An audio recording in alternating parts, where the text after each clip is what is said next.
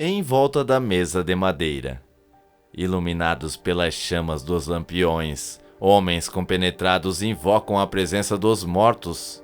Era a primeira vez que o grupo de intelectuais baianos comandava uma sessão mediúnica. Acreditavam que podia fazer contato com os espíritos. Estavam atentos a ruídos e movimentos fora do comum. Naquela mesma noite de 17 de setembro de 1865, os escritores, professores, militares e magistrados ali reunidos haviam fundado o primeiro centro espírita brasileiro. Seguindo rituais propostos por Allan Kardec, tentavam atrair alguma alma desencarnada. E sem nenhum aviso, a mão de um dos homens começou a rabiscar um papel. Todos os olhares se voltaram para as letras que, uma a uma, surgiam na folha, agrupadas em palavras que comoveram os presentes antes mesmo de serem conhecidas. Quando a mão finalmente parou de escrever, a mensagem psicografada anunciava que um espírito chamado Anjo de Deus estava entre eles. Eu sou o Gili e vou contar como o Brasil se tornou o maior centro espírita do mundo. Para você, que é sempre muito bem-vindo aqui no Vale das Curiosidades. O episódio ocorrido em Salvador é considerado o marco inicial do espiritismo no Brasil. A ideia de que é possível falar com os mortos, no entanto, não era estranha em um país onde crenças africanas e indígenas sempre figuraram em meio ao catolicismo oficial e dominante. O caldeirão cultural brasileiro é só um dos fatores que explicam a acolhida que o espiritismo teve no país a partir da metade do século XIX, quando a doutrina de Kardec chegou da França com explicações para casos extraordinários e assustadores que agitavam o país. Embora tenha repercutido em dezenas de países, a verdade é que o espiritismo não achou muito espaço para prosperar. Espiritualistas britânicos e americanos não aceitaram a tese da reencarnação e fizeram ressalva à religiosidade da doutrina. Em Portugal, Espanha e Itália, as ideias foram combatidas pela Igreja Católica e não puderam circular livremente. Até mesmo na França, berço do espiritismo, o interesse ficou restrito a alguns círculos de intelectuais e arrefeceu depois de alguns anos, sobretudo quando eclodiu a Primeira Guerra Mundial. No Brasil, entretanto, o avanço do espiritismo foi notável desde os primeiros anos, como o próprio Kardec festejou em uma edição de 1864 da Revista Espírita, quando afirma com satisfação que a ideia espírita faz progressos sensíveis no Rio de Janeiro, onde ele conta com numerosos representantes, fervorosos e devotados. Com a publicação de O Livro dos Espíritos, o tema despertou interesse em muito mais gente. A pequena redação do Courrier de Brasil, por exemplo, era o principal ponto de encontro do Rio de Janeiro de franceses, exilados e opositores do regime de Napoleão III, bem como de brasileiros atentos às teorias políticas e filosóficas que agitavam a Europa. A elite carioca dos anos 1850 tinha os olhos voltados para Paris. Quando a doutrina de Kardec veio a público, foi bem recebida pelos leitores do jornal impresso em francês e apreciada por prestigiados cidadãos da corte de Dom Pedro II. Além de fascinantes, as revelações dos espíritos estavam livres do conservadorismo católico e alinhadas com as ideias modernas. O espiritismo logo virou uma opção mística e estimulante para intelectuais que desprezavam o controle moral exercido pela Igreja. Com o apoio de figuras respeitadas pela sociedade brasileira, o espiritismo ganhou legitimidade. No Rio de Janeiro, nem mesmo a Igreja fez ressalvas quando, em 1860, o diretor Casimir do prestigiado Colégio Francês publicou Os Tempos São Chegados, primeiro livro espírita em português. 2 anos mais tarde, textos de Kardec traduzidos já estavam nas livrarias.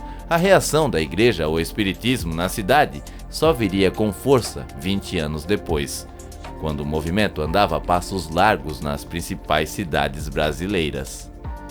Em Salvador, o Conservatório Dramático da Bahia, fundado por Luiz Olímpio Teles de Menezes em 1857, era espaço de debate da intelectualidade baiana. Lá, as ideias espíritas também causaram impacto. Alguns homens cultos desse grupo estavam ao redor da mesa 8 anos mais tarde, na primeira sessão espírita do país, quando a entidade Anjo de Deus anunciava sua presença. A reação da igreja ao espiritismo na Bahia foi a mais dura, ao ponto de uma carta com o título Erros Perniciosos do Espiritismo ter sido escrita pelo arcebispo em julho de 1867. Teles de Menezes respondeu com outra carta aberta, mas as hostilidades não cessaram. O grupo baiano incomodava e não só a igreja, mas também famílias donas de escravos, contrariadas com a postura abolicionista dos espíritas. No auge do conflito, espíritas eram alvos de charges e chacotas em jornais de Salvador. E sem recuar, Teles de Menezes fundou em 8 de março de 1869 o primeiro periódico espírita do Brasil, o Eco de Além Túmulo, publicação bimestral que escancarou a posição contrária à escravidão e virou uma importante ferramenta de divulgação do espiritismo. No discurso de lançamento do jornal, Teles de Menezes destacou: a missão é espinhosa de fazer a crença chegar indistintamente a todos os homens. A exemplos de Eco de Além Túmulo, muitos outros jornais e revistas espíritas foram lançados. Eram os primeiros canais de divulgação do espiritismo e vendidos em bancas populares. Fizeram com que a novidade chegasse a todos os lugares. E em 1875 surgiu no Rio de Janeiro a Revista Espírita Brasileira. Naquele ano, o Jornal Espírita era criado no Rio Grande do Norte. E em 1881, a Sociedade Acadêmica Deus, Cristo e Caridade fundou a sua própria revista na capital fluminense. Até a virada do século, não menos que 50 publicações tinham aparecido nas bancas. Foi também no Rio de Janeiro que o português Augusto Elias da Silva fez espaço em seu ateliê fotográfico para montar uma pequena redação. Incentivado pela mulher, usou dinheiro do próprio salário para lançar em 21 de janeiro de 1833 o jornal O Reformador, veículo espírita mais antigo ainda em circulação no país. As publicações também eram importantes para rebater as críticas que a igreja começava a fazer com maior ênfase. O bispo do Rio de Janeiro, Dom Pedro Maria de Lacerda, publicou em 1881 o texto em que chamava os espíritas de possessos. No ano seguinte, subiu o tom dos ataques e disse que era preciso odiar espíritas, por dever de consciência. Naqueles tempos, os grupos espíritas precisavam disfarçar o lado religioso e dizer que a doutrina era de estudos para evitar perseguição. Os grupos proliferavam, mas seguiam caminhos próprios. Era preciso unir forças para o movimento continuar forte. A atuação da organização desde seu início até hoje também explica o êxito do espiritismo no Brasil.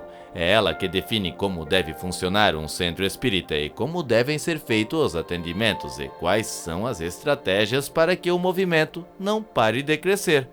Com a publicação de diversos textos teóricos, é uma referência doutrinária de qualquer organização espírita.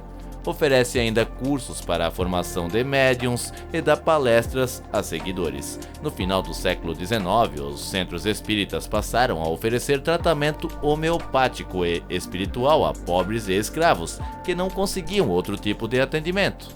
Mesmo com a elite espírita voltada para o estudo e a defesa da doutrina, os seguidores não deixaram de se aprofundar no trabalho social, virtude que Kardec aponta como fundamental para a evolução da alma e que a população ligava às pessoas de bom coração. Para quem tem um filho doente, afinal, pouco importa se a ajuda parte de católicos, espíritas ou ateu. Foi a dinâmica de funcionamento dos centros a principal responsável pelo espiritismo ter atingido as classes populares. Famílias pobres passaram a confiar nos espíritas, a quem pediam apoio e de quem recebiam remédios naturais, passes espirituais, roupa, comida e conforto. A popularidade do espiritismo vem dessa ação de caridade da elite em relação aos necessitados. As pessoas procuravam o espiritismo em busca de tratamento. Também encontravam refúgio nos centros espíritas pessoas tratadas como loucas, que viam na ideia de mediunidade uma possível explicação para suas supostas visões e vozes. Com palestras, cursos e leituras eram incentivadas a acreditar que podiam encarnar espíritos. o espiritismo brasileiro se afastava do elitismo europeu, berço da doutrina, e abria espaço para a entrada de pessoas simples. Apesar de festejada a criação da Federação Espírita Brasileira, não conseguia superar uma divisão que parecia definitiva. Os trabalhos de caridade eram incentivados com base na faceta mais religiosa das ideias de Kardec, o que incluía passes e sessões de contato com os mortos. Muitos espíritas, no entanto, estavam mais interessados nos aspectos científicos do trabalho de Kardec e defendiam a ênfase do espiritismo na pesquisa do sobrenatural. Além disso, havia divergências sobre a validade de outros autores, como Jean-Baptiste Rastein, cuja obra continha trechos conflitantes com partes de O Livro dos Espíritos. O responsável por acalmar os ânimos e unir os espíritas em um movimento mais coeso foi Bezerra de Menezes, o médico dos pobres. Bezerra de Menezes aderiu ao espiritismo em 1886, em cerimônia pública que atraiu quase 2.000 pessoas. O médico, com 30 anos de vida política, tinha perdido a mulher e 2 filhos. Sem apego material, passou a atender os necessitados, sem cobrar pelos serviços, e logo estava ele mesmo pobre. Era uma figura carismática e agregadora, um homem de moral elevado, visto como a melhor opção para assumir a presidência da Federação Espírita Brasileira, o que fez em 1889. No auge da disputa entre místicos e científicos, Bezerra encontrou um movimento problemático. Nos centros que visitava, encontrava diretores ignorantes e ríspidos. Muitos distorciam a doutrina e praticavam um espiritismo fanático e nocivo. Eram pessoas bem intencionadas, mas que não conheciam bem a obra de Kardec. Foi um processo lento até acabar com opiniões pessoais e realizar seriamente os trabalhos de mediunidade. Bezerra de Menezes batalhou para acabar com as divergências. Estudioso do kardecismo, publicou traduções e escreveu inúmeros textos e livros, sempre enfatizando que a ajuda aos pobres e aos necessitados era o maior dever espírita. A dedicação fez que fosse chamado de Kardec brasileiro, superou as disputas internas e definiu que o espiritismo no Brasil seria uma doutrina religiosa e dedicada às causas sociais, orientação válida até hoje. A principal batalha de Bezerra de Menezes, entretanto, começou com o fim do Império, quando a religião católica era oficial. Depois de passar para a República em 1889, o Brasil se tornaria um Estado laico. A nova Constituição, em 1891, viria a garantir a liberdade de culto, mas o Código Penal aprovado antes dela, em 1890, criminalizou a prática do espiritismo, incluído em artigo que condenava rituais de magia, cartomancia, homeopatia, cura magnética e qualquer tipo de curandeirismo também estavam proibidos, o que impedia a atuação dos médiuns, e vários espíritas acabaram presos. A habilidade política de Bezerra triunfou quando ele enviou um ofício ao então presidente da República, Deodoro da Fonseca, em 1890. O médico pediu o fim das perseguições e respeito aos direitos e liberdade dos espíritas. Argumentou que não havia charlatanismo em centros espíritas, já que eles não tinham fins lucrativos. Por fim, destacou o atendimento que os espíritas prestavam a quem não tinha acesso a médico e hospitais. O Código Penal não foi alterado, mas o apelo de Bezerra fez com que as perseguições rareassem, permitindo que os médicos e receitistas voltassem a trabalhar. Assim, os principais críticos do espiritismo se tornaram os psiquiatras, que na virada do século XX viam na doutrina em expansão uma herança de crenças africanas e classificavam o culto como uma doença contagiosa, capaz de levar adeptos a problemas psiquiátricos. Misturar espiritismo com ritos africanos e nativos fazia sentido para quem não conhecia a doutrina a fundo. De fato, contatos mediúnicos com espíritos eram comuns em curas de outros rituais indígenas e dos escravos, mas terminavam aí as semelhanças das religiões nativas e africanas com a palavra de Kardec. Se havia outro ponto em comum, era o timing. Ao mesmo tempo que o espiritismo saía da elite para penetrar nas classes populares, o espiritualismo das senzalas se viu livre para circular pelas cidades a partir do fim da escravidão, em 1888, uma coincidência propícia para uma grande fusão. A fusão das religiões com o espiritismo só faziam que o movimento continuasse a crescer nos anos seguintes, marcados pelas construções de hospitais, por programas de rádio e pelo conhecimento do trabalho de grandes médiuns, entre eles Francisco de Paula Cândido, o Chico Xavier. Ao longo do século XX, o mineiro seria o principal personagem que ajudaria a consolidar o Brasil como o maior expoente mundial do espiritismo, atraindo milhões de adeptos para a doutrina. Chico ouvia vozes desde a infância. Nascido em família pobre, conheceu o espiritismo em 1927, ao buscar ajuda para uma irmã. Aos 17 anos, fundou um centro espírita simples, em um barracão de madeira, onde começou a psicografar textos ditados por espíritos. Depois de emplacar alguns escritos em jornais, publicou em 1932 o primeiro livro, Parnaso, de Além-Túmulo, antologia de poemas que teriam sido ditados por escritores portugueses e brasileiros mortos. A polêmica em torno da veracidade da obra não impediu Chico de continuar publicando psicografias, muitas com toques de nacionalismo e todas incentivando a caridade cristã. Em 1943, publicou seu livro de maior sucesso, Nosso Lar, primeiro de uma série de romances em que conta com base de um relato de um espírito, que fala como é a vida do mundo dos desencarnados.